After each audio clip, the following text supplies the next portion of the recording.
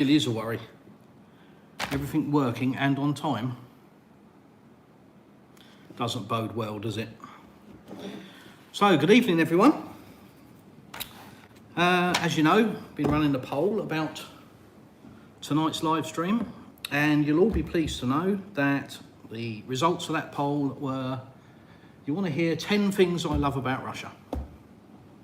No, you don't, do you? You want to be political, don't you?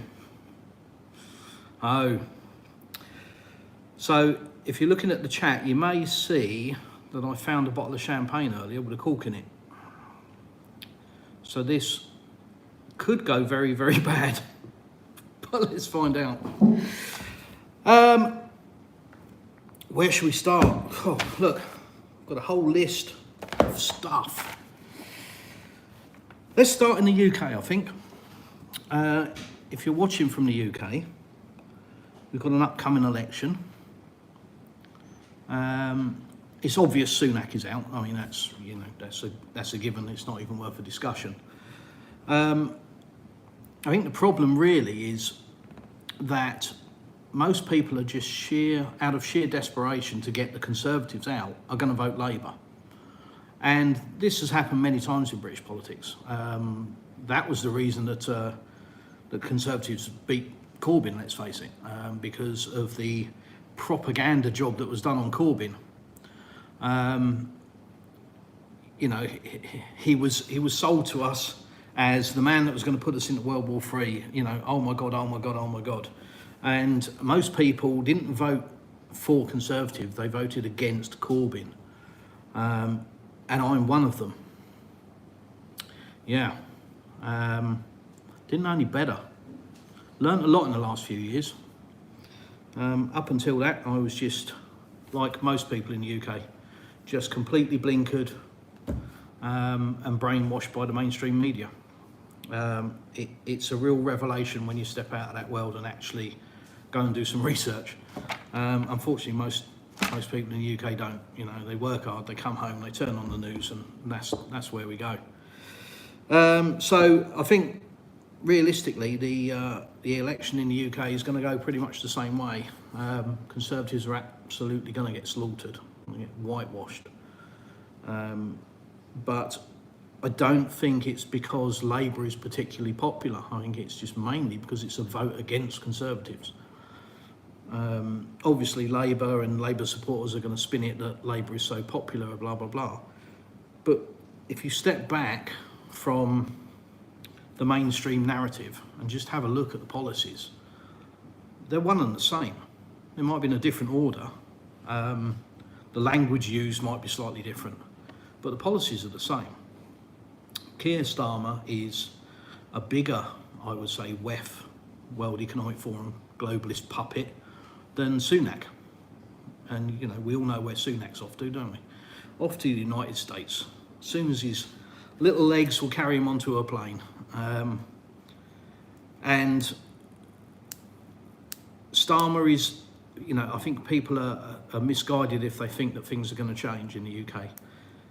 I think they probably will, but not for the better, not for the way that people think they're going to. I think it's going to get worse. Sunak, let's face it, is a little bit of a schoolboy and he'll do as he's told. Starmer is a little bit more of a jackboot thug. He's more likely to push through policy. And when you've got the same policies in the front two candidates, what are you going to get? So I think it's probably going to get worse before it gets better. Reform obviously is on the rise, but coupled with the fact that people just really are desperate to get rid of Conservatives, I don't think many people are thinking logically. I think they are just literally thinking as far as the end of their nose and voting for Labour against Conservative. They're not thinking beyond that. They're not thinking after the election. Where's the country going? Who's going to be running it? But to be fair, Reform UK, new party, throwing them into running the country and all of the departments. That's a gamble as well, isn't it? So I think what you're going to see in British politics is Labour with a landslide victory. much more of the same policies, but more forcefully pushed through. And reform, doing quite well, blah, blah. Is it going to make any difference in the grand scheme of things? Not really. So, much as it pains me to say it, I think, the UK is really going to carry on in a downward spiral at the moment. It is going to take something bigger than UK politics to save the UK. It's going to take something Europe-wide, I think. That's the against. The pros. Well, UK is technically out of the EU. So does that save them from the hook that the EU is about to or has just put itself on for 50 billion with the US? The US creating a loan for Ukraine and the EU backing it. So they are the guarantor for that loan. Obviously, Ukraine is first in line to repay the loan, but we all know that that's not going to happen. So Ukraine will default on that. That's obvious. Their economy is absolutely destroyed. So how are they going to pay back 50 billion? With what? How? Let's be realistic. So that's going to default. Backing that up is allegedly the interest payments on Russia's seized assets, which amount to 3 billion a year. So it's going to take a long time to pay back 50 billion.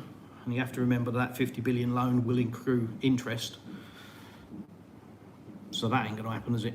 Long term, something's going to happen with that. So then it's going to fall back to the guarantors of that loan, and that's the EU. So is it a good thing that UK isn't in the EU and probably not on the hook for that loan? Of course it is. So if that's how it pans out, great, but it's politics, so there's many things that can go wrong with that. What else is going on? God, yeah. Everything and anything. We've got the Biden and Trump debacle. 6 and 2 threes. Same meat, different gravy, as my dad used to say. Biden clearly isn't a suitable person to be running a sweet shop, let alone a country, let alone, the widely regarded as the most powerful country in the world, the biggest job in the world, yada, yada, yada. So, yeah, it's a bit of a one-horse race, really. What do I think of Trump? God, yeah. I don't think Trump's the problem. I think the whole system is the problem. Trump's a businessman, and as such, he bases his policies and his decisions like a business. And for the most part, that's a good thing. A country should be run like a business, because that's what it is. It is a business. But some of Trump's ideas can be a bit wayward, and unfortunately, you're only as good as the team behind you. And as Trump found out last time, there's a lot of snakes. So, it's a 2-horse race. I think Robert Kennedy didn't do himself any favours with his support of Israel. That definitely turned a lot of people off. And obviously the media have done a hit job on him anyway. And, on a more personal note, can you imagine him standing up and having a debate? He's going to struggle with that. So, it looks like you're going to get Trump. They're going to do everything they can to try and stop that. But I think you're going to end up with Trump. Will he end the war in Ukraine and Russia overnight? Come on. If you believe that, I think I've got some icebergs to sell you. Of course he isn't. He says what he thinks people want to hear. But the reality is the way that war in Ukraine, and I'm calling it a war just for sanity's sake. Most people call it a war. It's not a war, not yet. But ending that conflict, let's call it a conflict, isn't going to be done by Donald Trump. It will be done by Vladimir Putin, the Russian government, and it will be at a time and place of their choosing. It's as simple as that. You know, this isn't propaganda, it's just bare fact, you know. That's how it's going to go down. The West is still in full Ukraine is winning headline flight. I see two versions. I see the West and the Russian version, and I also see a lot of global analysts and how they pick it apart. It's not going any way other than a Russian victory, and that will be how they perceive it. Missed him. Damn. Mosquito. Sorry, my pet hate. Damn it. Yeah, so it'll go down how they perceive it, really. You know, will the objectives be met? I mean, Russia doesn't bluff. What they say is kind of what they do. All of this talk about red lines permanently being crossed and, you know, Putin bluffs because we keep breaking his red lines and he doesn't do anything. I think it's important to realise that Russia hasn't set any red lines. All of these so-called red lines, you know, Abrams tanks going to Ukraine is a red line, ATACMS missiles is a red line. All of these red lines were put in place by the West. The same as the 3-day war, you know, oh, it'll be over in 3 days, Russia said. Russia didn't say that. That was the West. So all of this stuff has been put in place by the West to then breach and break and then go, ha, see, we told you. Well, Russia hasn't done that. Russia is, you know, slowly and methodically doing exactly what it said it would do from the beginning. And, you know, we have news. We have state news. And I live fairly close. So, you know, I see a different perspective to a lot of people. You probably saw my video from the Azov Sea, for example. So we're pretty close to it. And I know various people in and around the region that I've spoken to as well. So I get probably a more broader perspective than most, I would say. So, yeah, as I said, it's only going to go one way. It's only going to be finished on Russia's terms. And, you know, all the screaming and shouting in the world from the West isn't going to change that. Where will it end? How bad will it go? It's kind of, are we waiting until November to get Trump in to get some sense? And if you're waiting for Trump and you're relying on that being your saviour, that's a dangerous place we're in, let's face it. So I'd like to think that there was some sense in the West at some point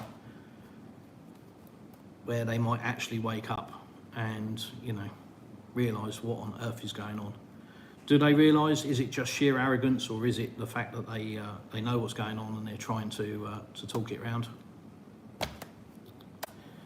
Blimey, only the people in the inner circle are going to know that. Then we've got people like Macron, haven't we? The surrender monkey himself. Oh dear. I mean, 1 minute he's going to send troops to Ukraine and it's all out war, and the next minute there are definitely never going to be any French troops in Ukraine. And it's literally like he's changing his underpants, and it's one day to the next. But the good thing is, he is going to be another one that's going to be irrelevant. You know, the guy's called a snap election. He's obviously got it in his head that he's going to have the support of the French people. And I think he's gravely mistaken. So, mini Napoleon, indeed, yeah. Baby Bonaparte. Yeah, he's another one that's irrelevant. He's gone. So, you know, as Alex Christoforou coins it, the Zelensky curse. How many have fallen because of this absolute single-mindedness over Ukraine? how many political leaders have gone. It's, you know, beyond belief, and it's far from over. They're still going.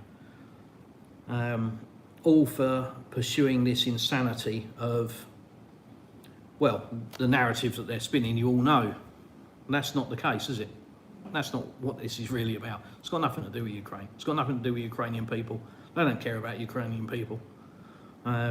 That's painfully obvious. Anybody that thinks this is about Ukrainian democracy is quite frankly an idiot. It's got nothing to do with that. If you look at my Telegram channel, you will see I posted a clip where Lindsey Graham, for once, actually told the truth. And he came out and openly admitted it's about resources, which I think, you know, a lot of people have probably thought that that's the case from the beginning.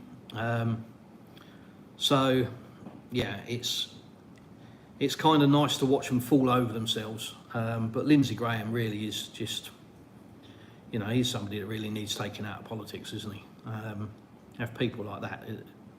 I mean, you know, what's his goal? You know, does he not understand what he's saying and where that would go?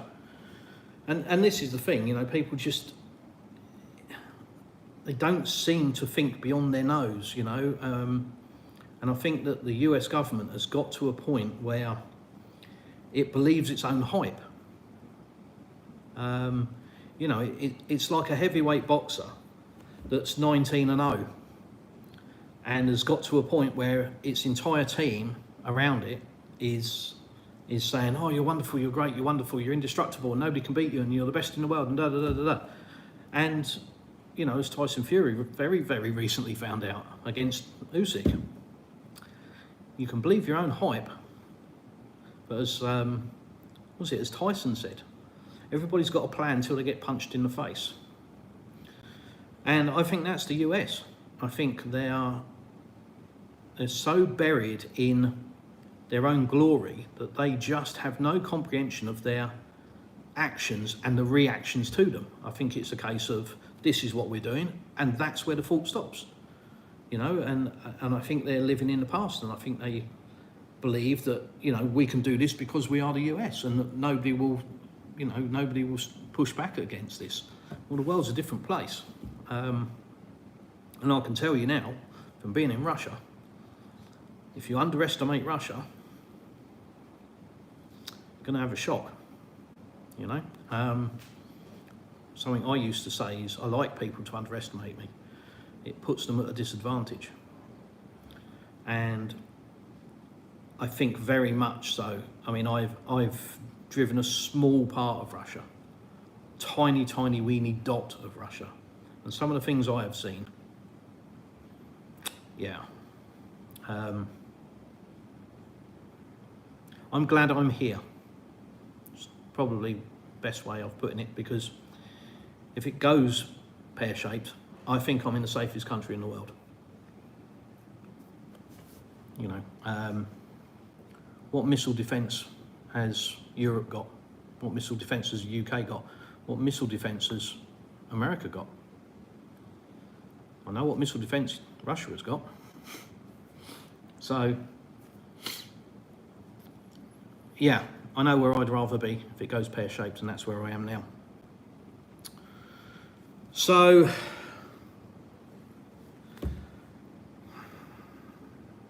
do I think it'll go that far? No, I don't. I think, not because, you know, Russia wouldn't react in that way, but because Russia seems to have the only leader that's a grown-up at the moment. And where the West, you know, tried to obviously use Ukraine as a battering ram against Russia and break it up, realised that failed. Then, you know, the sanctions route, obviously that's failed. So the final straw, which they're still trying to attempt, is regime change, which, you know, Putin's recent election results show that that's not going to work either. And really, we all need to say thank you for that. Thank God it's not going to work. Because contrary to Western media narrative, Vladimir Putin is a moderate. He is under more pressure to go harder than he is to stop, from the Russian people, from the people that I have spoken to or interacted with, or what I've seen on TV. The want from the Russian people, probably the majority of the Russian people, is to get this done. And certainly in the government, it's, let's get it done. And there is an element that really is disappointed that this wasn't dealt with in 2014. And, I think Putin would admit that that was a mistake on his part. And he's learned from that, as we all should learn from our mistakes.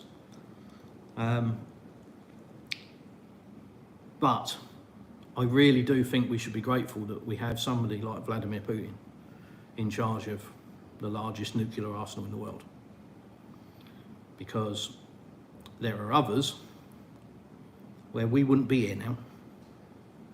It would have been a case of, headless chicken time. Let's get rid of this. Let's attack, and we'll see what's left. And that's it's a worrying thought. So the West really should be taking a step back and understanding that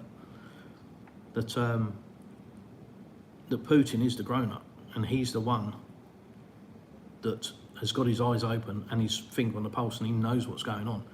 And his actions are extremely measured, and the constant pressure for him to react is immense. And he hasn't. He's just been very measured in his response, and we really should be grateful for that, because others wouldn't have been so measured. Well, what else? Mainstream media lies about Russia. Oh dear. There's not enough hours in the day. I can tell you that I see it constantly. Being here in Russia, I constantly see just utter fabrication.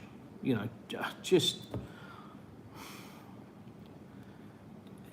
You can't even say that it's, a different opinion. Some of the stuff is just absolute fabrication and absolute lies. And I think that is one of the biggest eye-openers I've had since this conflict started, is coming out of the UK and looking in. When you're just in the UK, you're going to get what you're going to get and nothing else. Can you watch anything from Russia in the UK? No. So you're getting one side of a narrative. But when you're over here in Russia, admittedly, Russia has just sanctioned, I think, 80 odd news media outlets as a retaliation to, the West doing exactly the same and sanctioning Russian media outlets. So it's like, well, okay, if this is the game we're playing now, whatever you do, anything you can do, we can do better. But prior to that, you can watch Western news here. I can watch anything I want here. And that gives me a good perspective on a lot of stuff. And I do spend a lot of my day buried in global finance and political news, because it has one and the same, they're intertwined. And if you want to know where your money's going, you need to understand what's happening in the world as well. So all I would say is, if you see something in mainstream media news, Vladimir Putin's going to do this, he's threatened that, this, that and the other, just go and research it. Just don't repeat it as a matter of fact. Just go and research it, go and find out.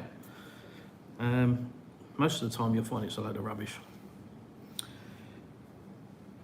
Who to watch on YouTube is my next thing.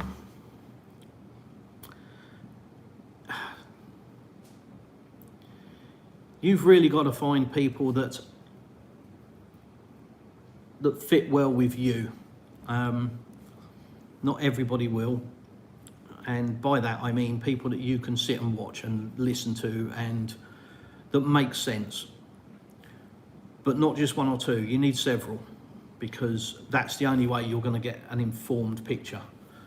There you go, the Duran. Yes, the Duran is definitely one that I would recommend. and also their individual channels.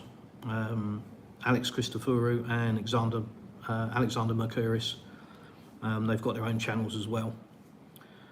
But also somebody like Judge Napolitano. He just asks very basic and straight up questions to the guests that he has. And he has a lot of guests, and they come from various backgrounds, ex-CIA, ex-military, and you get good and bad, but you get a rounded, informed view. And if you gather all of these people together and find some of your own, you will get a picture that's going to be pretty accurate. On top of that, you've got somebody like Brian Boletic, and there are many others. You've just got to go, and I really do urge it, go and have a look, go and find these people, go and see what they've got to say. Don't listen to the BBC or CNN or Sky News or any of that rubbish, because it is just absolute spoon-fed propaganda. It's a waste of time. You literally are wasting your time. You know, you're wasting your electricity running the TV. Don't bother with it. It won't give you any real information. It will just give you a spoon-fed narrative. That's all it will give you. It won't give you the truth. It will just give you what you need to hear. Patrick Lancaster is another one, Frontline News. You need to find a collection of people that you can go and pick, pick shows from and listen to what they've all got to say, and then you can make your own mind up, make your own opinion. You're never going to do that from Sky News or CNN. Never. It's just rubbish. What else we got? Weapons and technology. Well, I don't want to say too much about that, for the same reason that I won't ever film it. But there are things that I can probably say. I've seen what we call, or what they call, electronic warfare. So I've seen particular units that will jam or block drone signals. I've seen those with my own eyes. I've seen an airbase in the middle of nowhere, not on the map, not supposed to be there, literally at the side of the road. Driving along on the side of the main road, and 2 helicopter gunships come across the top of us in the car and are tracking the road. And it's like, wow. And then come around the corner and there is just a smallish airbase with an awful lot of very pointy looking planes and an awful lot of helicopters. So obviously I wouldn't ever reveal where that was or film it, and I don't need to, because anybody that information would benefit already knows it and can see it on satellite anyway, so it's kind of irrelevant. But I'm telling you, because you may not see it, and from the way the media portrays it, Russia is taking apart washing machines. Get the chips out, because they're running out of missiles still. 2.5 years later, they're still running out of missiles. So I'm telling you that really, just as I've seen it with my own eyes. So all of this crap about Russia running out of this and Russia running out, it's just absolute nonsense.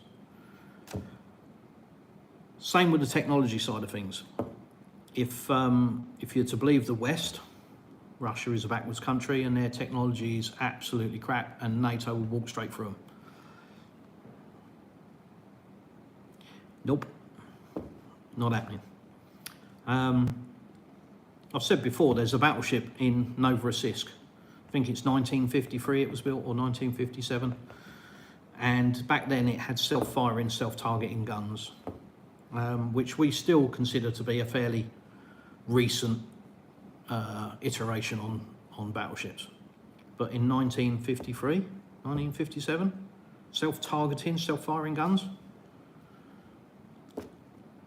come forward 70 years, and Russian technology is far more advanced than the West portrays, or the Western media portrays. And one area that's painfully obvious is healthcare. And I'm, You know, I'm very lucky to have experienced that at quite a level in Russia. I've been in and out with various health issues, which I've documented in other videos.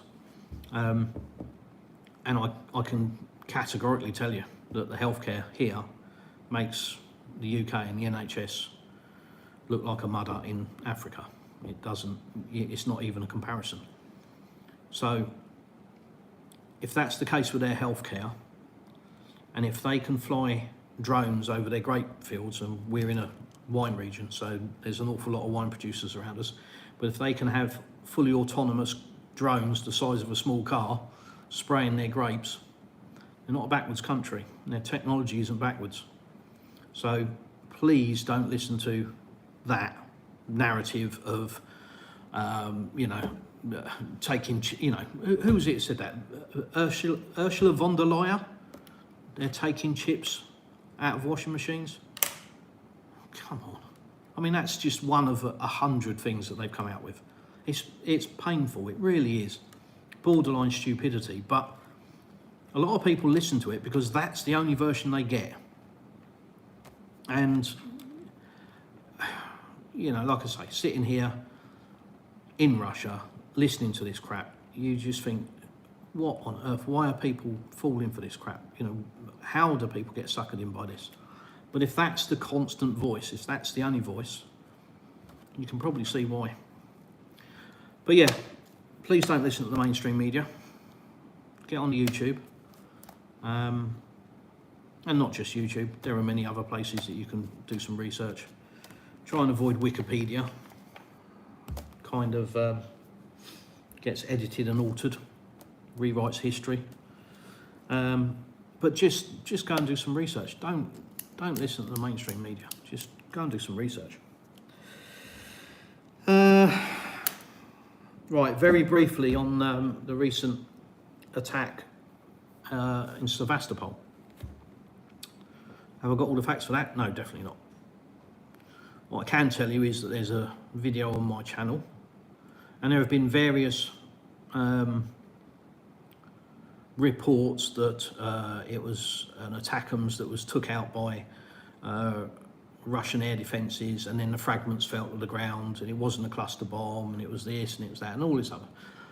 All I say is, whenever you hear anything like that, just use a bit of logic. And if you look at the CCTV video that is on my Telegram channel of the beach when the debris was falling on the beach, it seems very, very interesting to me that whatever is falling from the sky, some of which does explode on impact with the ground, one thing that is painfully obvious is all of the pieces, whatever they are exactly the same size. So either Russia fired a colander at the missile and made it turn into 1,000 pieces all exactly the same size, or it was a cluster munition. So I'll let you work that one out. Just be logical.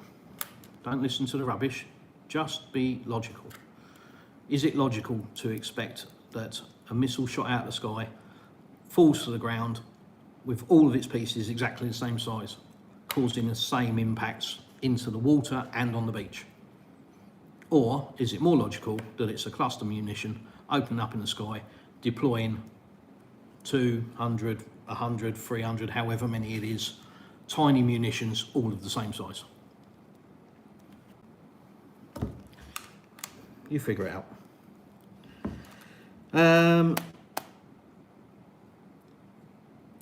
Twitter, oh dear.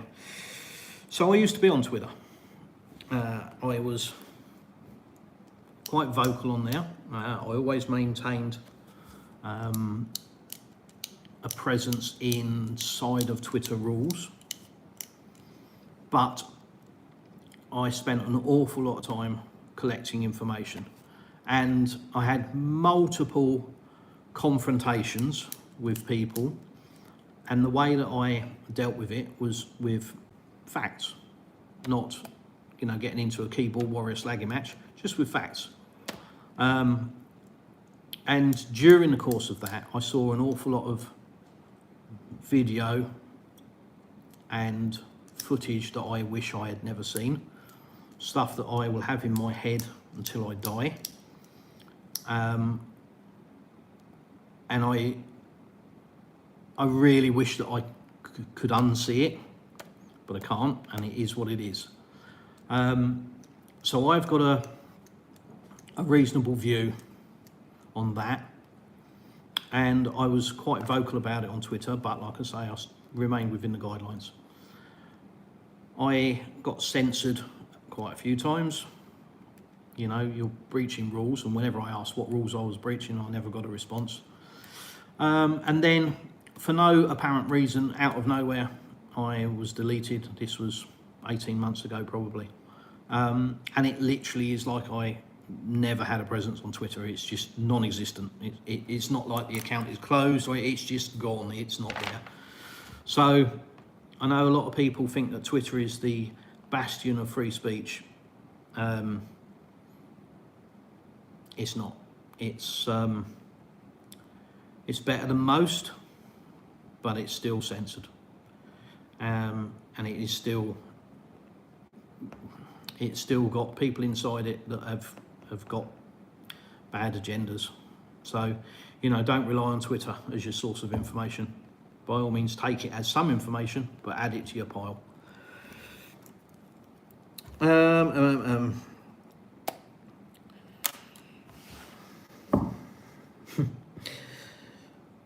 So here's an obvious thing, really.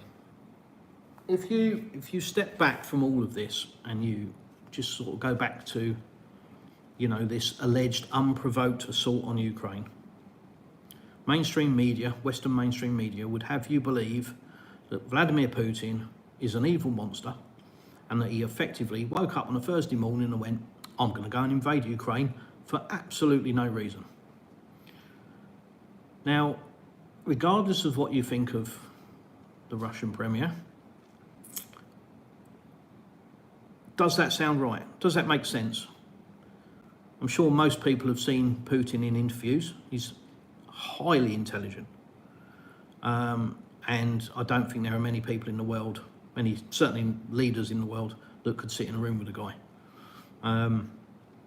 So does that sound logical? Does that sound real? That he just went, well, I'm going to go and invade without any reason, without any provocation. If it does, if you think that that's logical and reasonable and that's exactly what he did, then, as I said before, I've got some icebergs to sell you. And they'll never melt. They'll only get bigger, especially when you put them in the sun.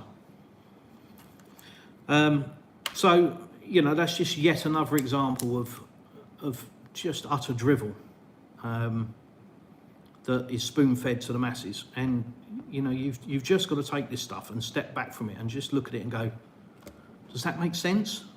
Does that sound logical? You know.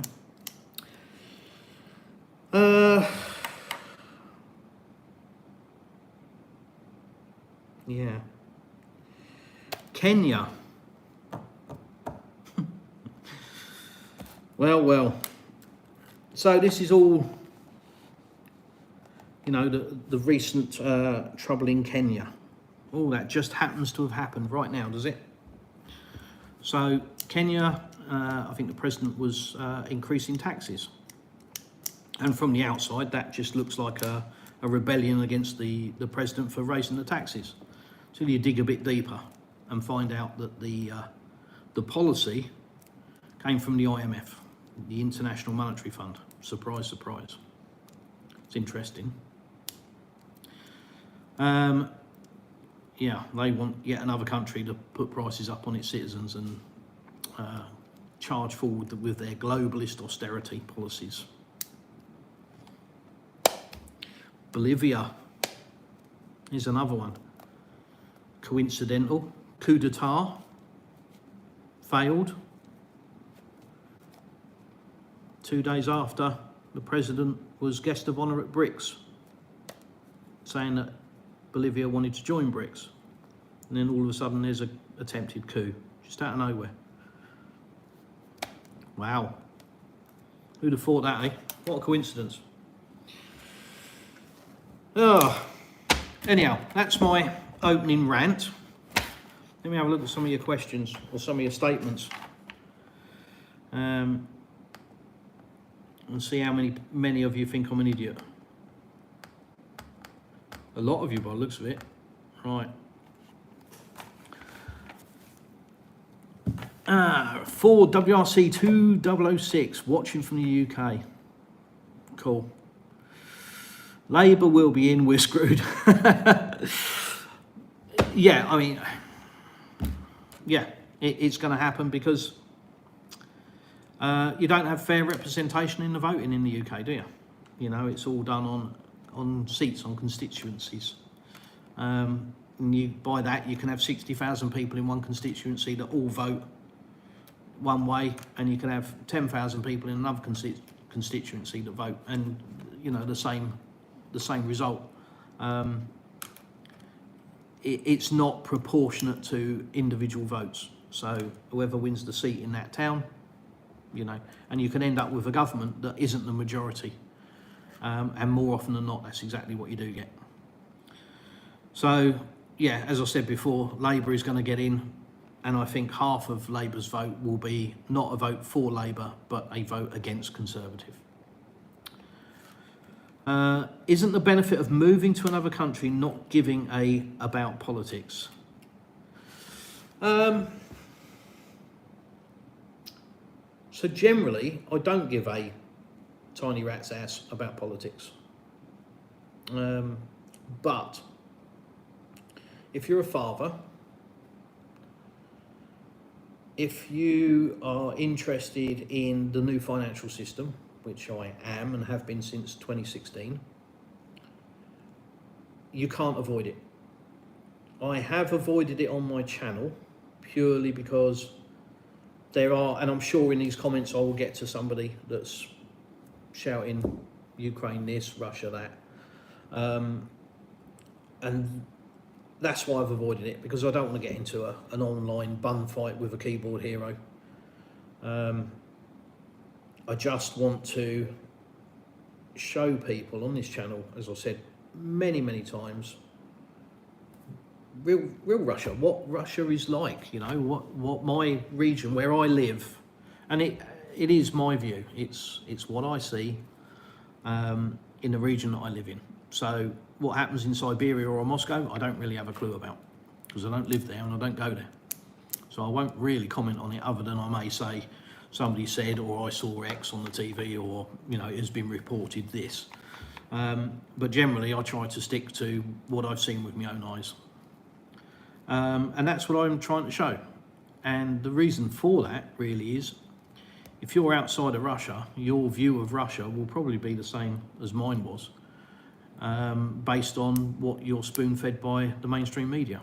So the purpose of this channel is really just to show you the reality here, and then let you make your mind up about whether that actually rings true and whether that's in conflict with what you've been told. It's about giving information, and if people have the information, they can make an informed decision. If you only have one side, you can't. You're just going to repeat a narrative. But the more info you have, the better your decision can be. Interesting upset in UK. Okay. Care to elaborate, Martin? Both Labour, Constitutive get their orders from Davos. Yeah, exactly. Yeah, they're the same hymn book. You know, Starmer is loved by the World Economic Forum. He's their golden boy, because he is, as I call him, a jackboot thug. So yeah, they're one and the same. They're reading from the same hymn book. Move to Russia. Yes, move to Russia. Free from Klaus Schwab. Well, he's another one, isn't he? Klaus Schwab, how long's he got? Not long now. Who have they said he's going to be his successor? Can't remember.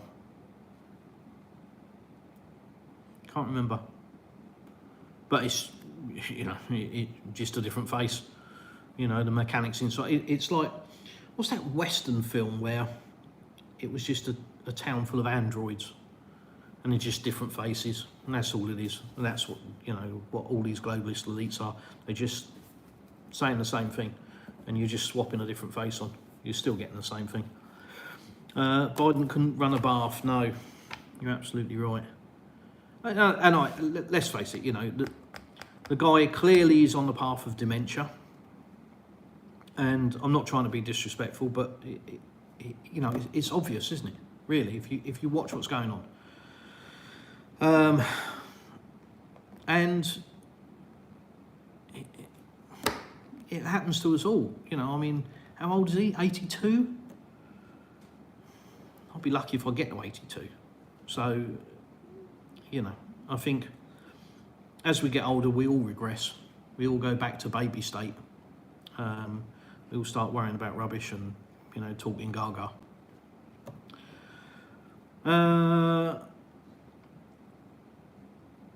Trump will talk to Putin. Yeah. I think the difference this time is Putin is where he has, I would say, hung on to and clinged on to the hope that the West can be partners and everybody can live in peace and harmony. I think he realises now that that's just not going to happen, and that Russia needs to cut its own path with the rest of the world. And I think where he gave Trump and everybody else, you know, the benefit of the doubt and was willing to take people's word for things, I don't think that's happening anymore. So this is, I think, what I was trying to say about Trump saying he's going to end this war, you know, overnight. No, he's not, because Putin is not going to take a phone call from Trump and Trump say, oh, stop this, stop that, and we'll do this, we'll do that, and Putin go, oh, okay, and believe him. It's just not going to happen. You know, the only way this war stops, or this conflict stops, is when Vladimir Putin and the Russian government are satisfied that their terms are met and not just agreed, not just hot air. We've seen plenty of hot air. Minsk Accords springs to mind. So there's plenty of hot air, and I think they're done with it. You know, those days are gone. The West has done a very, very good job of completely destroying their credibility. Rain, hi Rain, nice to see you. American here. Trump is just the lesser of evils. Yeah. Yep. These figureheads aren't the problem, because they are just figureheads. It's far deeper than that. You know, these are the mouthpieces that you see on the TV, but these aren't the people that are making policy. And especially in the US, the power of the president is being whittled away, and it's being put in the hands of people that it shouldn't be put in the hands of. So, yeah, you know, Trump, if you focus on the figurehead, you're missing really what's going on. It isn't about the figureheads. They're just frontmen, you know, reading from the script and doing what they're told. And I think that was evident from Trump presidency previously. You know, he had some great ideas, and most of them he didn't action. Why was that?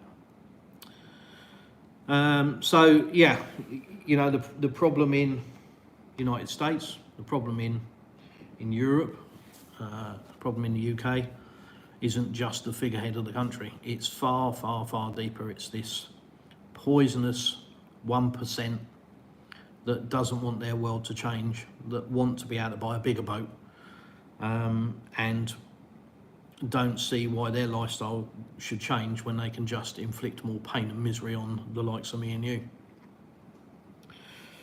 So, yeah, don't focus on the figurehead. But at the moment, who would you rather have, Biden or Trump? Biden is just an absolute car crash. That administration has been the worst administration in American history. Look what has happened since Biden has been in power. It's beyond belief. And I'm not just talking about in the US, you know, I mean globally. It's just beyond belief. The world is literally on the edge of, you know, destruction. All in the name of war. Anyone who knows what they're talking about knows Russia is winning. Yeah, I think, I don't think you need to know what you're talking about. I think you just need to have an open mind. And I think you need to be capable of critical thought. And if you're capable of critical thought, you will understand what's going on. You'll understand that situation. And let's face it, what's winning look like? You know, dead Russians, dead Ukrainians. Is that winning? I don't see that as a win. And again, this is the naivety of the West. You know, that they're sat thousands of miles away, making decisions and shouting their mouths. And you know, how many Britons have been attacked by Russians? How many Americans have been attacked by Russians?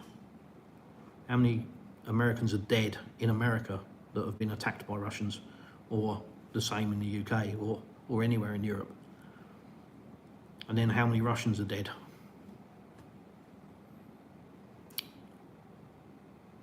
So it's very easy for the West to go, oh, we're going to do this and we're going to do that, and because they're not seeing the consequence of it. But this is real in Russia. This isn't games. This isn't Toy Story. This is real, and it's real in a way that if you haven't been to Russia, you will never comprehend or understand. And this is why I say Russia isn't bluffing, because this isn't about puffing your chest out. Russia, as far as it is concerned, and if you have critical thought, you will, you know, see that this statement is true, is under attack and has been for years. And there are thousands of dead Russians. Now, if that was any other country, how would that country react? How would Britain react if there were thousands of dead Britons? How would the US react? So the fact that Russia hasn't reacted isn't because they can't or they're scared. It's because you have an adult that understands the gravity of the situation, and that a reaction leads to an escalation, leads to another escalation, and then it's in the hands of computers, and then the war games come out, don't they? You know, if X amount of missiles are fired, how much of the country is left? And I think America, I'm not sure if this is 100% accurate, but America has actually run a protocol regarding nuclear destruction, that if nuclear war happens, how much of America will be left, and is that an acceptable amount to decide whether to push the button? And you know, there are lots of underground cities in the US, aren't there? Lots of Area 51 type stuff. That's not there for the fun of it, is it? So yeah, I think until the West actually feels the pain, I don't think they will have any comprehension of what this means to Russia. This isn't, like I say, this isn't just, you know, moving soldiers on a board. This is Russians dying. This is Ukrainians dying. And so it means something deep to these people that it doesn't mean to people in the UK. You know, they're just flying the latest flag, you know, change my flag in my bio on Facebook until the next thing that comes along. It's different here. It's not like that. This matters, and this is an existential threat to Russia, and as far as Russia and the leadership of Russia is concerned, it is a fight for their survival as a nation. And on that basis, they're not bluffing. This isn't a bluff. So let's hope and pray Putin stays healthy, because he's the only one really that's keeping this place from, in this place, I mean the world, from melting. So, yeah. Capture Kiev in 3 days, I think it's what it was. Yeah. Again, that was a US narrative. Because that's what they expected, you know, based on the way that the US fights war, you know. Bomb, bomb, bomb, bomb, bomb, aerial, send the troops in to polish it up. And I think they assumed that Russia was going to go and do the same. And from the beginning, that was, you know, that wasn't the plan. You know, Putin didn't want to be doing what he was doing. But they were outside Kiev. And, you know, they withdrew because there was an agreement reached. And that was part of the agreement. And that's another reason why Russia won't trust anything that's said to them now. You know, the government will just, I'm sorry, just because you said it doesn't mean it's going to happen. Paul Cornwall, I get called all sorts of names online because I support Russia and I'm in the UK. I have said all the time that Russia will win. Yeah, it always comes from the same sort of people, you know. Just uninformed people that just regurgitate the news, that haven't got any substance, that haven't got any facts, they haven't got any depth to them. They just regurgitate what they've seen on CNN that night, and they shout and scream, and you know they can't actually, you know, back anything up with evidence. So that's what you get, you know, and it's brainwashed, and it is just systemic brainwashing. Yeah. More of us than you think, mate. I hope so. I hope so. But the trouble is, the Western government and media has done such a good job on doing two things: fear and division, and that is how the 1% control the 99% through fear and division, and they've done an extremely good job of it. You know, they've got everybody in the UK fighting each other, all blaming each other. You're the reason I haven't got a job. You know, these people have done this, that group of people have done that, and we're all too busy fighting ourselves to see what's happening above us. And those people sitting above us are smoking their cigars and drinking their coffee and sailing off on the weekend on a nice big boat looking at the latest models. While we're all busy trying to put food on the table and working harder than we were before. And they've done a very good job of it, and that's what the media is about. It's about control. It isn't about news. It shouldn't be called the news. BBC News isn't news. It shouldn't be called that. It is just narrative, and it's political. It's nothing to do with world news. It is a version of something that may be happening in the world. Doesn't mean it's factual. And it is all about division and control, and the best way to control anybody is through fear. That's how the craze won in London, you know. Yeah, intimidation and fear. And if you can keep your population fearful, they're much easier to control. They're much more malleable, much more compliant. And that's probably the difference here in Russia, because the population isn't fearful. The population understands what war is, and it's everywhere. It is everywhere. The reminder of war here is everywhere. You will see a video on my channel soon that I will make within the next few weeks that will highlight that. It is everywhere. There is a permanent reminder. So it means something to Russians. They understand it. It isn't something that they do once a year and they put a poppy in their lapel and they feel proud and, you know, I feel good because I've put a pound in a box and bought me a poppy. No, it's real. It really is. And it's tangible, and it is in every city, in every town, in every village, in every development, in every hamlet, everywhere. You know, the most remote places, you will see it. Memorials to the fallen. It isn't forgotten. They live it, eat it, sleep it and breathe it. Because no other nation has gone through what Russia has. So it's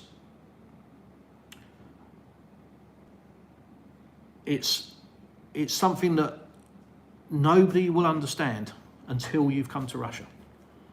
No matter how many books you read, no matter how many people like me you listen to, you will not understand Russia until you come here.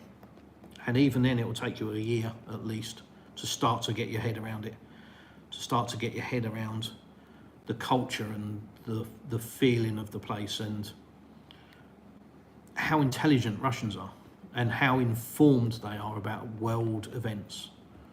Not like the UK, most people, you know, and the US, you know, the West. You know, we've all seen the YouTube videos of YouTubers stopping people in the US and, you know, asking them geography questions, you know, where's Russia or where's Ukraine or where's this, and, you know, I'm not saying that wouldn't happen in Russia, but it would be far less because Russians are informed. They take time to find out what's going on. They always are chatting about it. I've been somewhere quite a few times, and the people there are always talking about world events. It is just, you know, it's a topic of conversation like the Brits talk about weather. So they are very well informed. Derek, agree this will end when VVP decides and on what terms? Yeah, it absolutely will. Yeah. Matt, hello Matt. Hello Mr. Plastic and Peoples. Mini Napoleon, yeah. Putin will do whatever and I trust his judgment. I'm okay with all of that. Yeah, I do. I trust his judgment. He's shown time and time and time again that he is nothing like the West portray him as some sort of crazed monster hell-bent on global domination. Absolute rubbish. Oh, you know, Putin's going to... What's the latest one that the West has come out with? Once he finishes with Ukraine, he's gonna, I think it's now Kazakhstan, because they're obviously trying to start division there. So apparently Putin is going to go south into Kazakhstan. I mean, you know, Poland is always yapping, always has been. There's deep hatred from Poles towards Russians, and that's historic. So they're always, you know, looking for any excuse to be able to try and stick the boot in, and will constantly say an absolute load of rubbish to keep their population hating Russians. That's just what they want to do. You know, so they'll always be spouting out some rubbish that Putin is evil and they want to take over the world, and, you know, oh, Poland must stand and stop them, and it's just farcical nonsense, you know. Why on earth would the largest country in the world, with,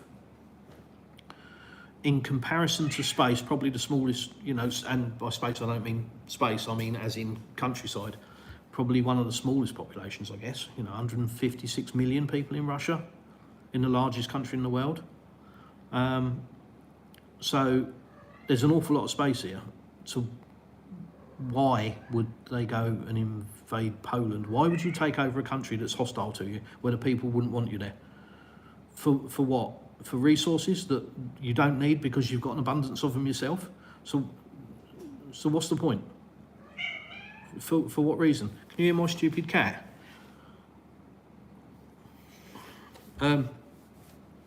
Yeah, for what reason? For what gain? What end? As I say, if it doesn't make sense, yeah, it's just rubbish, isn't it? It's just more rubbish. Best thing that can happen to Europe is Russia winning. I think the best thing that can happen to Europe is that the people carry on doing what they're doing and they deal with these people that are in government, and, you know, slowly, one by one, they get rid of them. The best thing that can happen to Europe really is that some people get into power that understand that the world really just needs to get on, because we're stuck on this floating ball in space and we can't get off it. And it's not like we can go to another planet a la Elon Musk. So the most sensible thing to do would be not to try and cause global destruction, but just go back to trading with everybody, which is the BRICS attitude.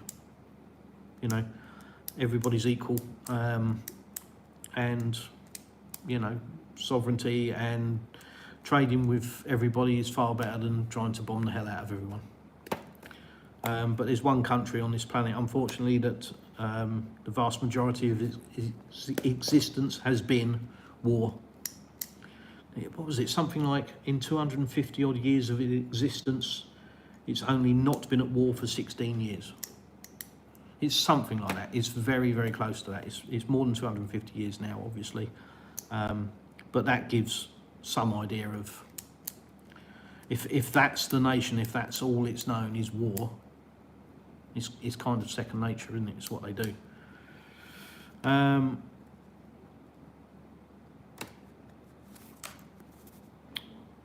I would rather trust Putin and Russia than America and UK any day.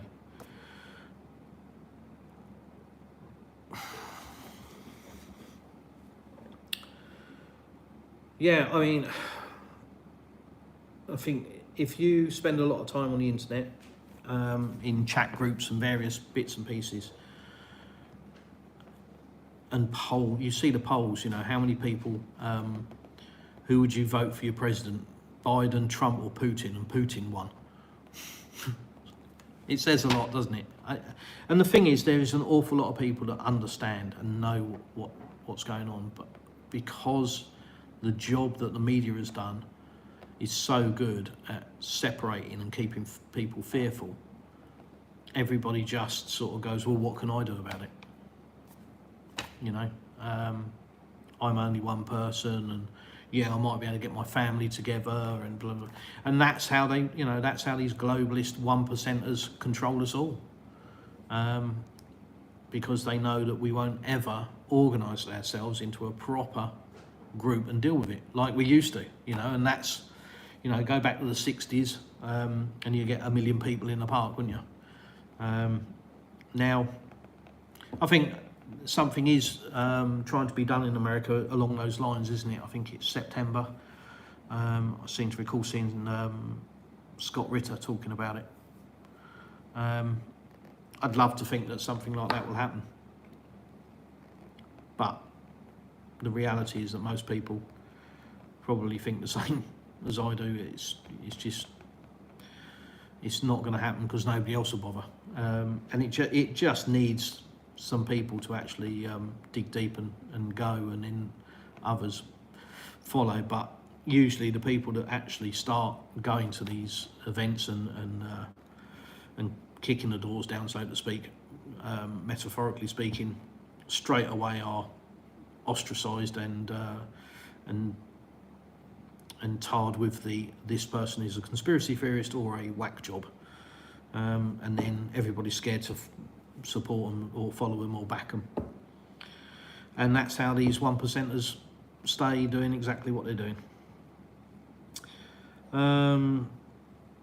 It could end NATO in the EU. Yeah, it could. It could. Will it? I don't know. You know, there's a lot of evil at the top, and there's a lot of money. And the banks run this world, not Richie Sunak. Yeah, Sunak will be gone. He's gone. Hitler in bunker shock. Let's hope so. NATO needs to go. Yeah, I mean, you know, NATO shouldn't be here. It should have disbanded. Its whole purpose was for an era that's gone. Shouldn't be there. It's supposed to be a defensive alliance. Tell that to Serbia and Kosovo. Right. Sergey, hi. Are we discussing Clowns War? Not to be confused with Clones War from the Star Wars. Yeah, well, we're discussing anything and everything, really. Sailor, any plans to build a bunker? No, because one, I believe I'm in the safest country in the world, based on what I've seen and, on my travels, and what I know about, the West and their air defences or lack of. What I know about Russian weapons. So I believe I'm in the safest country in the world. And two, if it ever gets to that point where nukes are flying, we're all gone.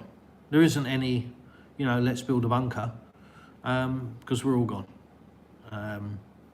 Because it isn't going to be a couple of tactical nuke exchanges.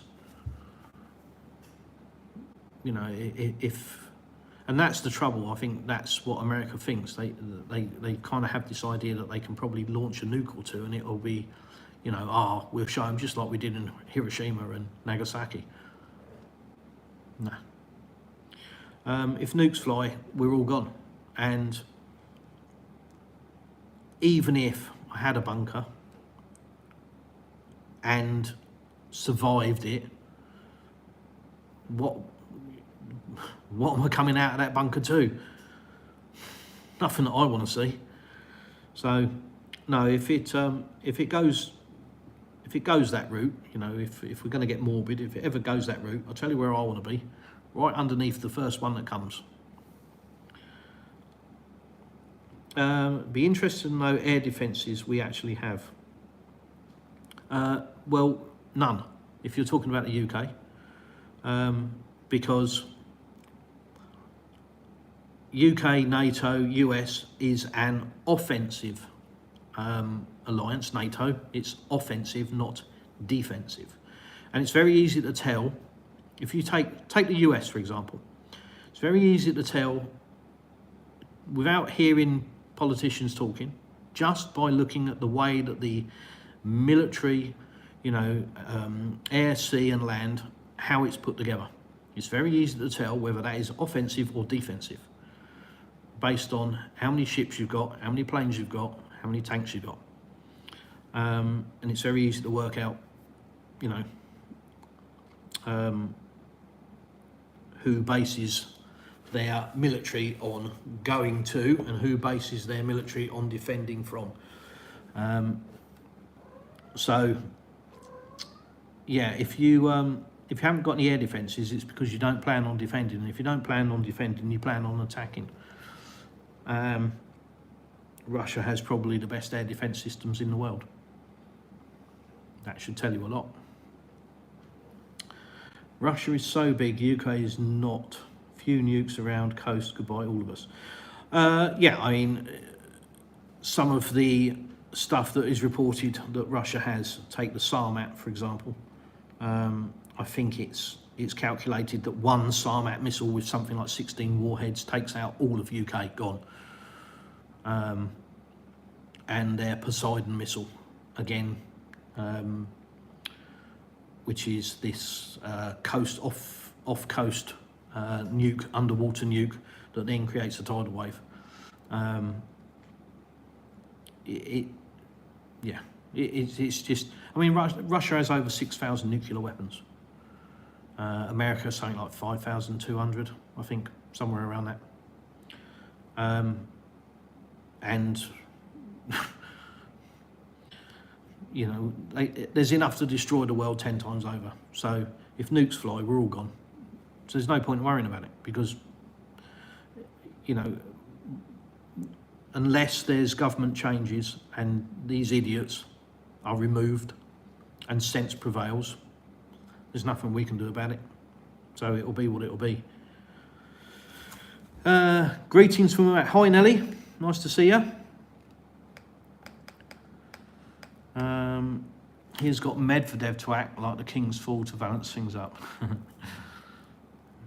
Yeah, well, Medvedev was president for a while, wasn't he? But that was, there was a reason for that. But Medvedev is certainly a lot more or a lot less restrained and measured, shall we say. So I'm glad that Putin is president of Russia, I'll tell you that. I wish all countries just stopped warring and joined each other, trading and helping. Yeah, I mean, the average man, that's all they want, because do you know what? The average person just wants to feed their family and go on a nice holiday once or twice a year. We're not asking for much, you know. We're not trying to drive Lamborghinis and, you know, be on 60 million yachts, 60 million pound yachts. Just trying to get through life, you know, spend it with their families, enjoy it. That's all we're trying to do. And I think this is why BRICS is being so successful. I think this is why so many countries are turning to BRICS, because they're seeing it as a partnership rather than a dictatorship. They're seeing it as being able to join on a level playing field rather than being controlled and told what to do. You know, what partnership with the US has ever worked out well? What partnership with NATO has ever worked out well?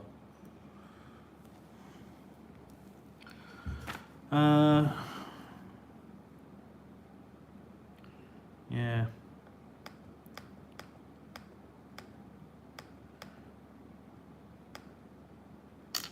Yeah, the Duran, as we've discussed before.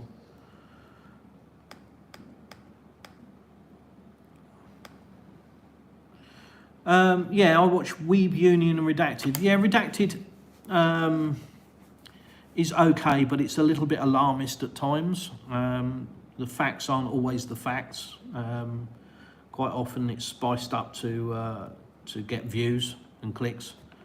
Certainly the headlines are, you know, the thumbnails and the headlines are.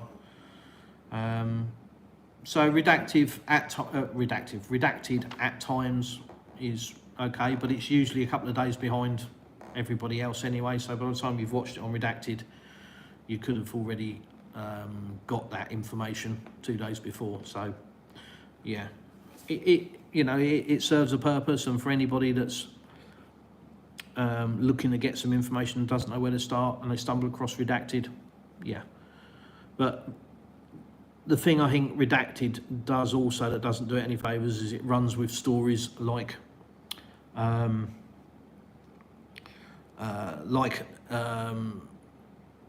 newspaper headlines do, you know, where they do these dramatic headlines, you know, aliens are coming to invade us, and they'll run with stories like that, which really doesn't do them, you know, any favours, because if they're the only people saying it, you know, it's kind of sensationalism, isn't it? You know, and that is part of the playbook, isn't it? Apparently, the alien invasion is the final piece, so I'm waiting for that. Yes, New Atlas. Yeah.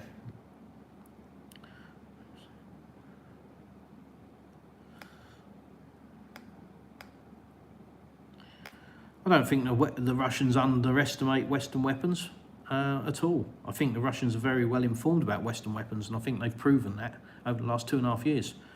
Every time something new, you know, the latest game changer, let's face it, how many times have you heard that? Go back 2 years. How many times have you heard game changer? You know, Leopard tanks, Abrams tanks, ATACMS missiles, Storm Shadow missiles. Oh, you name it.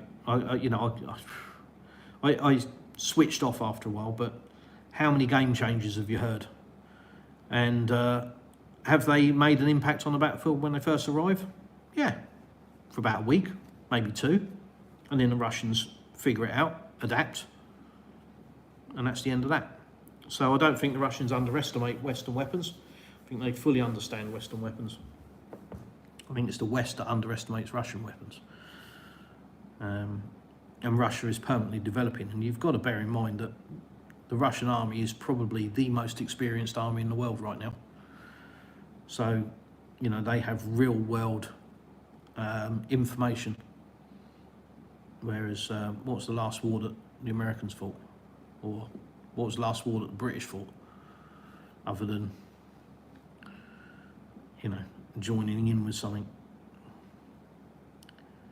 Also Jimmy Dore, yeah, again, a bit sensationalist. Jimmy Dore, a bit, you know, political, let's get views, earn some money. I tend not to subscribe to that kind of thing, really. Sailor, have you ever heard explosions up in the air or on the ground? Do you mean where I am here or ever? Where I am here, no, never, not once. Ever, yes. Again, I think that's probably why I've put out a couple of videos with, you know, wine in a war zone, and, you know, because according to the West, that's where I am. I'm in a war zone. You know, the Azov Sea, that's a war zone. You can't go there. I had a lovely day there. Played with tortoises, that apparently were turtles. I'm not sure. Have a look at the video. Make your own mind up. But yeah, lovely beach. No problem. Can't see anybody coming across that water anyway, not from what I saw. No. Seem to forget Russia. Russia put first man in space, correct. Please don't call cruiser a battleship. Yeah. Forgive me, I do not know the ins and outs of frigates, cruisers, battleships, yada yada. But if you're referring to the thing in Novorossiysk, I would call that a battleship because it's 200 meters long and it had a crew of 1,200. So that doesn't sound small to me. That sounds like a hoofing great big thing. So I call that a battleship. Good luck, mate, if you're sick in the UK. Yeah, indeed. I was sick in the UK. I'm not sick in Russia.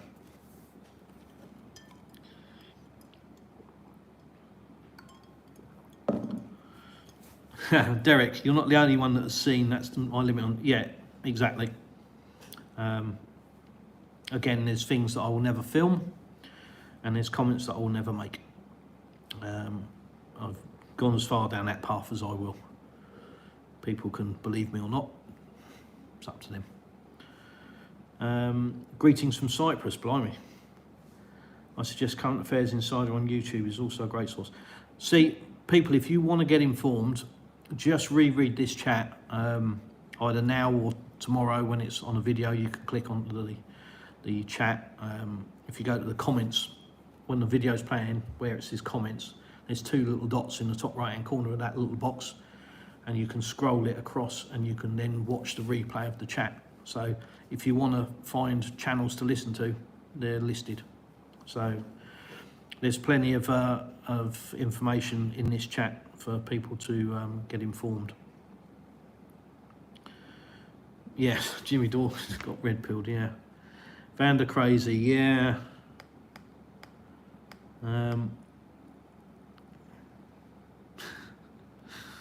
Stuck listening to all this Western rubbish. Yeah, well, I was.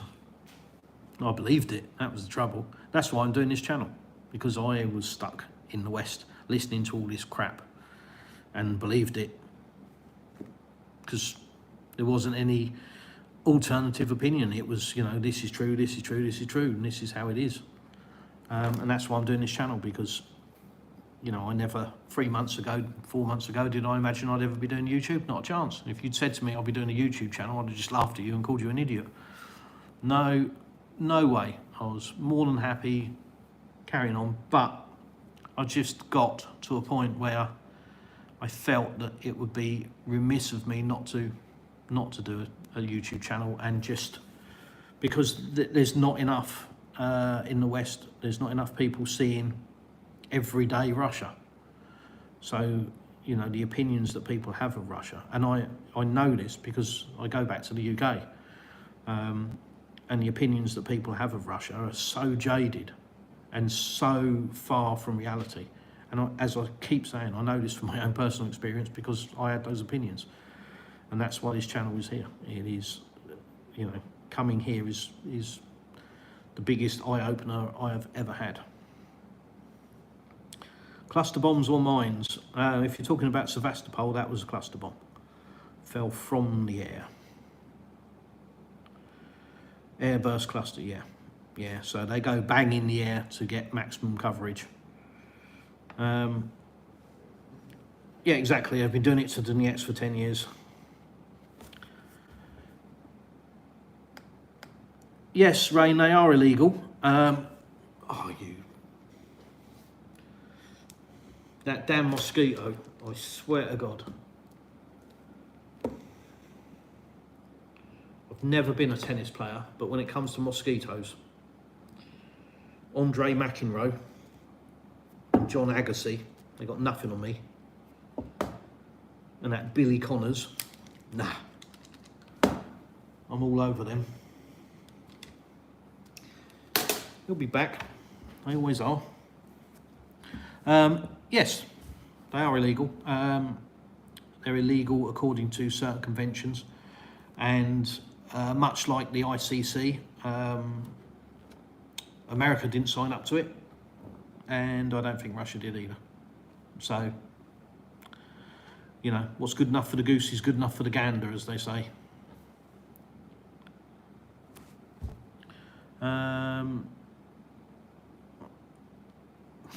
Yeah. No, they're not, you're right. Do as I say, not as I do, comes to mind. Guys, if you're watching from the US, it might sound that I hate the US, and I promise you that's not true. And that's a Western thing, you know. You've got to hate the French, for example.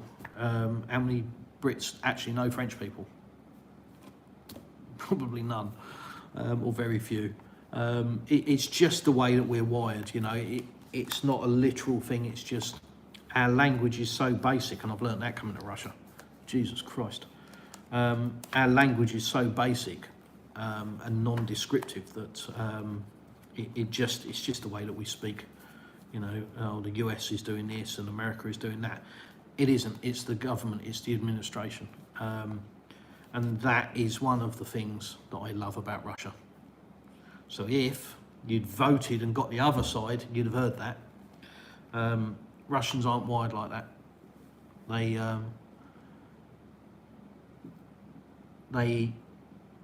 They can distinguish between the government and the people very, very easily. And their attitude is, well, what have you done to me? Do you know me? What have you done? You know, you're not your government. And that is very humbling. You know, coming from the West where that isn't the attitude because of the programming. It is very humbling coming here. Even now, I still am embarrassed to say that I am English. Just yesterday, there were a couple of guys building some really nice sheds. Very, very, I know it sounds bizarre, but a really nice shed. Nice lights on them, nice doors. You know, not just a shed, you know, look like something you'd be very happy to have in your garden. And the wife said, really like those sheds. So I said, well, let's stop and talk to these guys. So she was talking to them and obviously relaying it to me. And the guy thought I was German, and he said Deutsch, and I said no. And straight away, I just went, Angliski, sorry, you know, because I just feel embarrassed at times, because I just feel that I don't have to justify my existence, but I feel like I should be embarrassed because of what our government is doing and what the Western governments are doing and the way that they are treating people and the way that they're programming people. And I feel that I should be ashamed of that, and I feel that I should be embarrassed of that. But that's what's so wonderful about Russia. They don't treat you like that. And this guy turned around to the wife and said, oh, he's English. Wow. I would be really proud if I can make a shed for you, for your English husband. That was, yeah, it was pretty humbling. Russians hold English people and the country in high regard. I've no idea why. We certainly haven't earned it. It's just, I think, based on, you know, glossy photos. It's like going into a travel agent and and seeing, oh look, that looks lovely, let's go there. And I think that's what a lot of Russians' opinion is based on. We certainly haven't earned that, and we don't deserve it. But like I say, and as I keep saying, Russians have an amazing ability to distinguish between the two, between the citizens and the government, and thank God they do.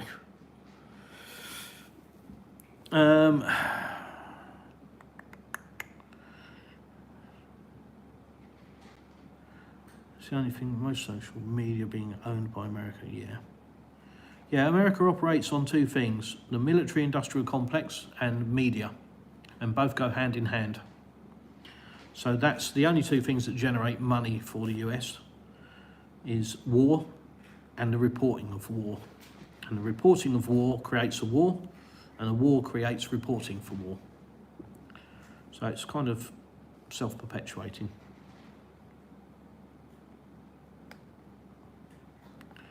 Oops, I've skipped down too far, blimey.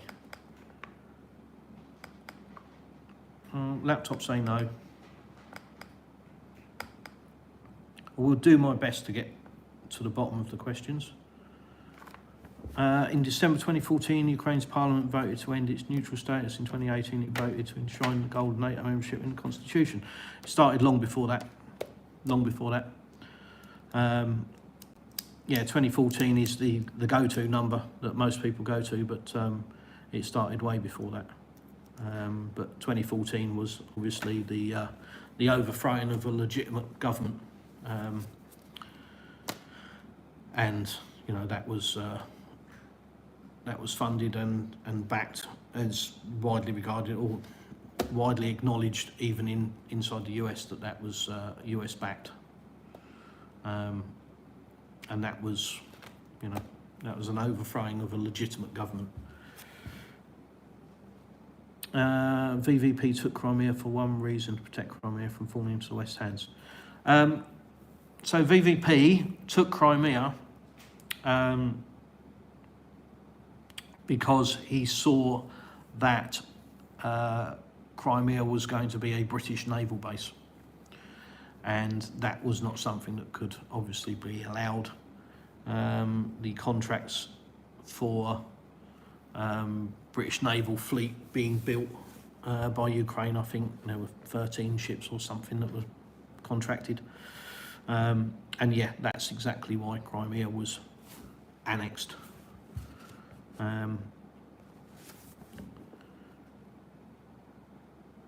Thank you, Sailor. I would say nice to see you too, but you know, your letter's on the screen to me at the moment. Yeah, that was embarrassing what happened in Bolivia. Well, you know, the only coups that seem to be working at the moment, who's it who said, I think it was Alex Christoforou that said this, the only coups that seem to be working at the moment are the ones that actually get rid of the bad governments. You know, the globalist elite governments. Reuters sold out to the US. Yeah, it didn't get very far though, did it?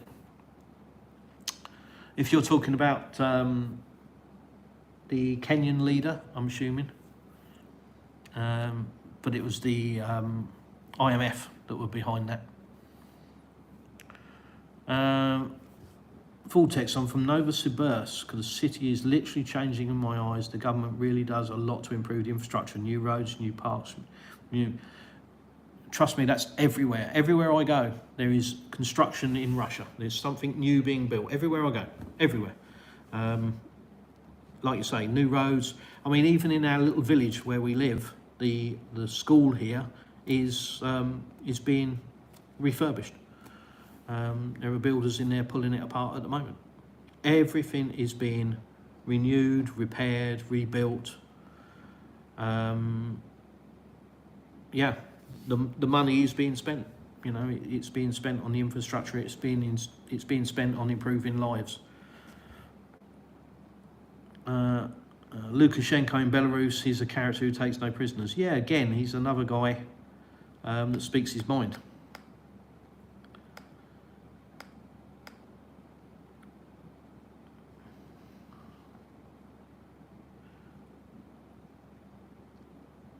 Yeah. I think the invention of the internet has been an amazing thing. And I think this is why the West are trying to censor everything and put these regulations in, misinformation this and disinformation that. Because with the internet, you can't control people so much because they can go and look up your bullshit and call you out on it.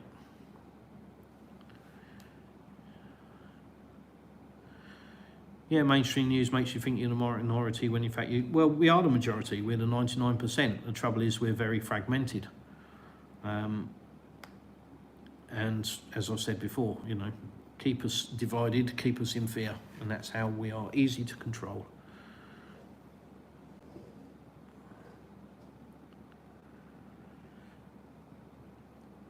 I think people just need to remember history and not listen to the rewriting that's currently going on. It's just nonsense. Why do you rewrite history? Whether it's good or bad is irrelevant. It's historic, it's happened. Just learn from it. Don't try and rewrite it and change it. Just learn from it.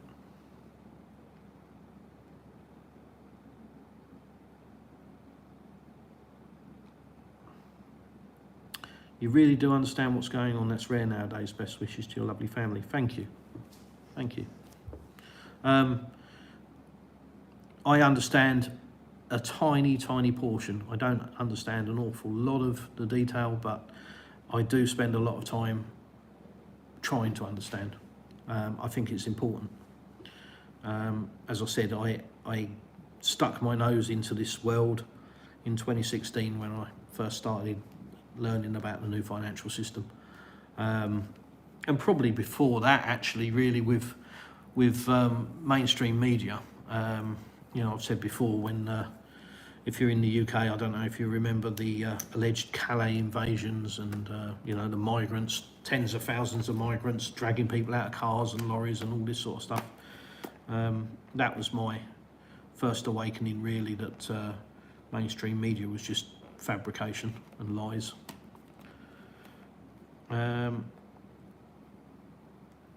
The boss is calling. My cat screaming. He's been quiet now, so.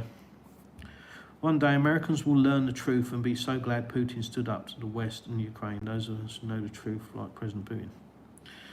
Yeah, I think there are an awful lot of Americans that are just so fed up with the situation that they just, put their blinkers onto it and just. I think not just Americans. I think people in the West, full stop, are just trying to get through the day. I think we're just. With prices going up all the time, people are working longer hours, working harder. Some people are taking 2 jobs. That's one of the things that I think Biden's campaigning on, that he's created X amount more jobs.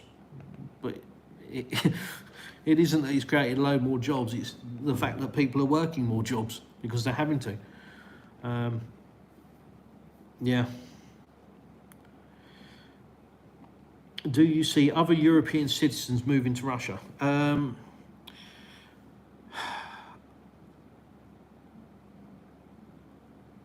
That's an interesting question, actually. I think if people knew the truth, they would.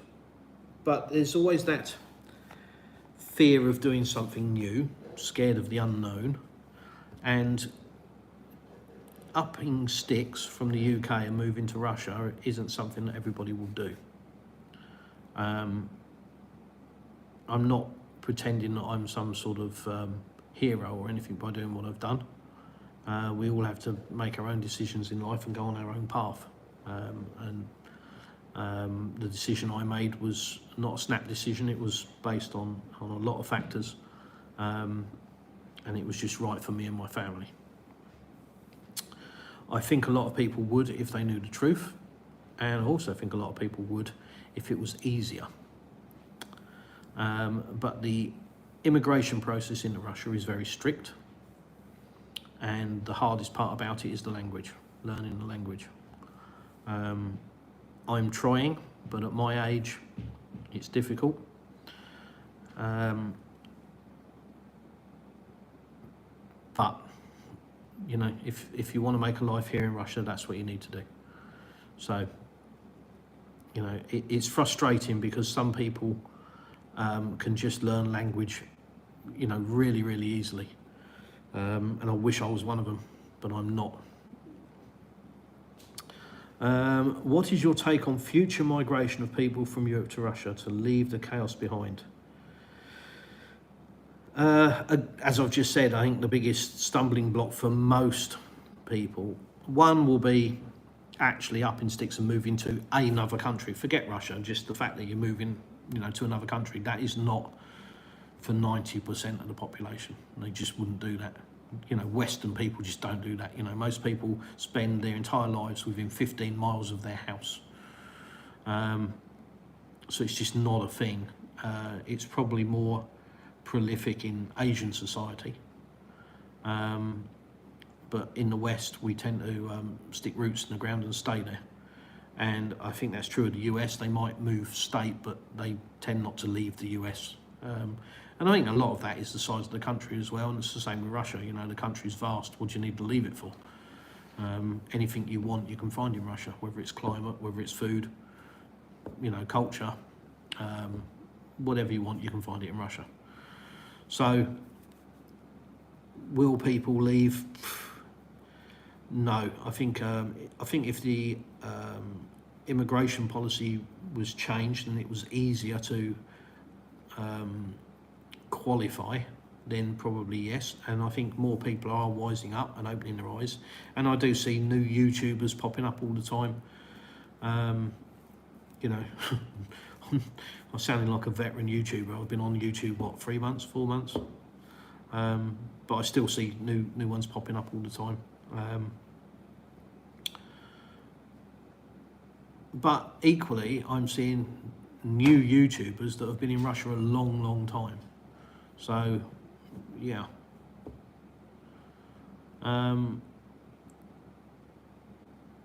Hint, the alien shtick is being pushed by the government. Well, of course, it's just another distraction. It's just another distraction. Mosquitoes and other flying bugs and creatures seem to be a nightmare in Russia. No, I don't. No, I wouldn't agree with that. I went to Austria once, and it was the worst place I've ever been for mosquitoes. It was absolutely horrific, and that was Austria. So no, it's certainly not the worst place I've been. I've been all over Europe, and it's certainly not the worst. You know, we have a pond about 50 yards away, where the froggies go, which is great. But you know, when you have a pond, it's stagnant water, and that's where mozzies go. So, you know, we have mozzies. There is one in here somewhere. He's probably had a little nibble on me already. But no, what I do notice about the insects here in Russia compared to the UK is everything's different. I don't know if you saw the short I did the other day of the little hummingbird that I actually thought was a hummingbird. You know, I looked at it right up close, and it's, you know, it moves like a hummingbird, but it's a moth. But according to the internet, that's found in the UK as well. Well, I've never seen it in the UK, but I've seen it in my front garden here in Russia, and it looks like a little hummingbird, and it flies up to the flowers, and it hovers, and it, you know, out of its nose comes its proboscis or thingy that gathers the nectar, and it looks just like a hummingbird. Beautiful little thing, but it's a moth. So everything in Russia, creature-wise, is completely different to what I'm used to in the UK. You know, we've got praying mantis in the back garden, which is something prior to coming to Russia I'd only ever seen on, you know, National Geographic Channel or David Attenborough. You know, I love them. I think they're awesome things. So to have them actually in the garden is, wow, amazing. But yeah, every bug out here is different, weird. For your reference, battleship and cruisers have different purpose due to different tasks, have different armour, speed and so on. Be correct of type of ships. It is just respect. I'm sorry, I disagree.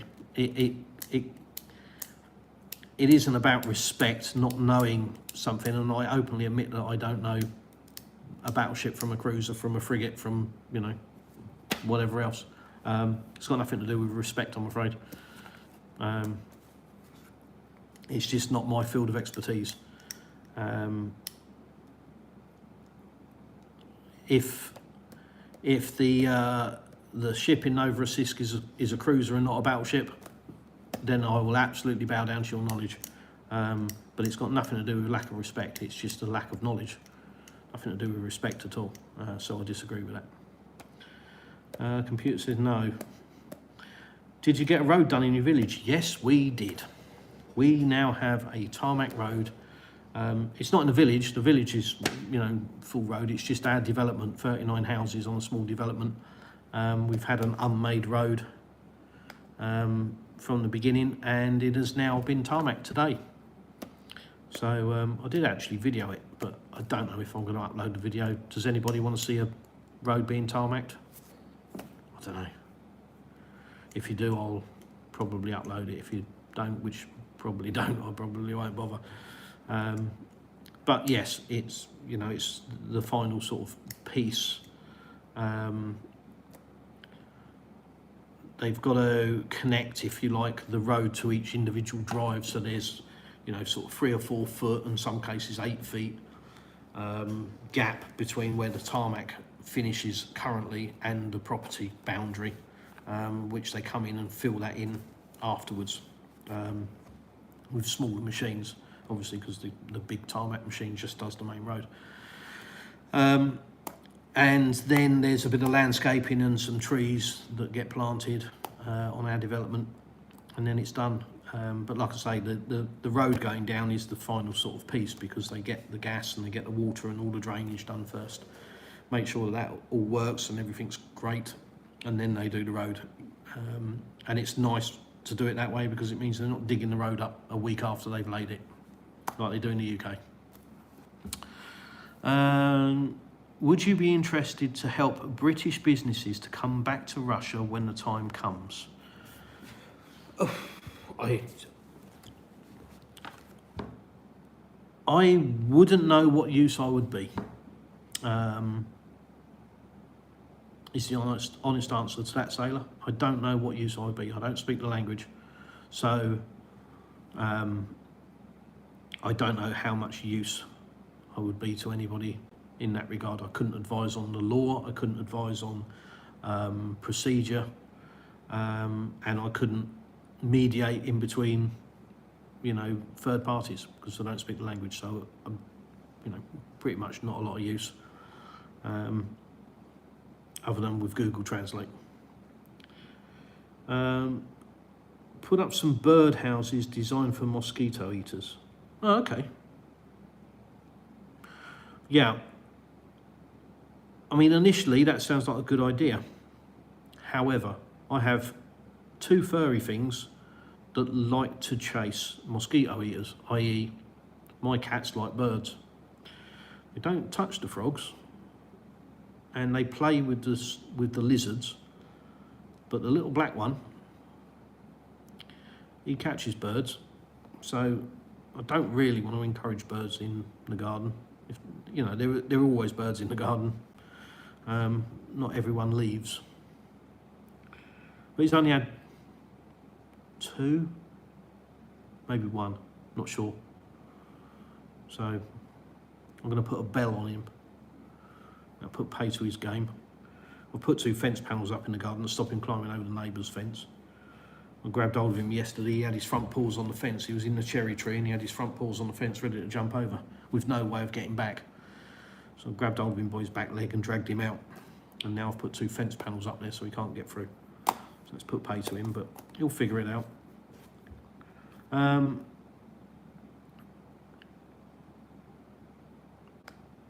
Let's see the finished road. Live on gravel road currently. Okay. Yeah, I'll post the. Well, I'll do a video when it's finished. How about that? I don't think there's a lot of point in posting a video of a bull knox running up and down, laying tarmac. But once it's finished, I'll do a video. and show you the outside of the property, because I don't think I've actually done that. I don't think I've walked around our development and filmed around our development. So, so I'll probably do that. Yes. That looks pretty good. It looks like I have got, let's just check with my super slow laptop whether I've got to the bottom. Anything to make him walk, his wife would approve. Yeah, true. Walk busted.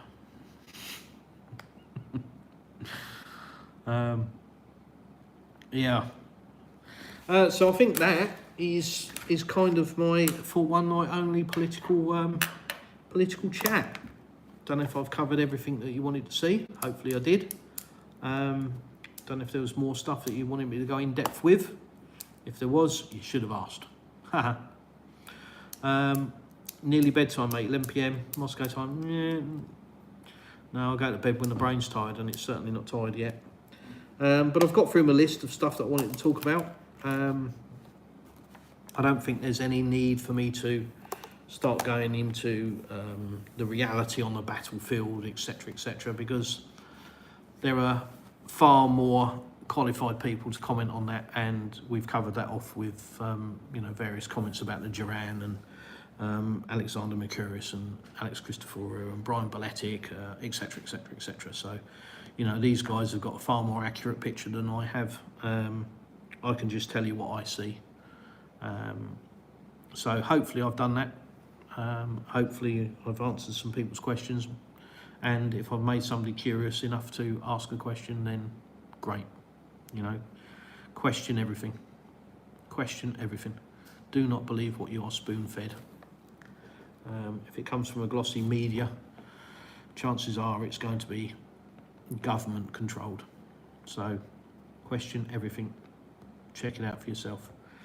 And research crypto. You must research crypto. Look into crypto. I'm not a wacko. I'm not a conspiracy theorist. I don't wear a tinfoil hat. But research crypto. It is the future of the financial system. It is being used. It's been in the pipeline for 10 years plus. But it's accelerating at the moment, and you really need to understand it. So get into it. Find out about it. Thank you very much for tuning in. Really appreciate people listening to me waffle on. Thank you for interacting and asking the questions, keeping the channel going. Please, as I say, share my channel. It's far more important. As I said recently in a video, it's not about revenue. Never has been, never will be. I haven't had a penny from YouTube. I think my channel has generated something like £13 since it's been running. And that doesn't pay out until it gets to £60. So, in another 8 or 9 months, I might get £60. Couldn't care less, really couldn't. The reason for monetisation is just about how the algorithm works on YouTube and the way that it promotes the channel. So if it's monetised, then it promotes the channel more, because advertising then goes to YouTube as revenue. So it's not about me getting money. So please don't think that. It is about showing people something that they won't see on the mainstream media. So please share. Really appreciate you stopping by. And I'll see you in the next one, I guess.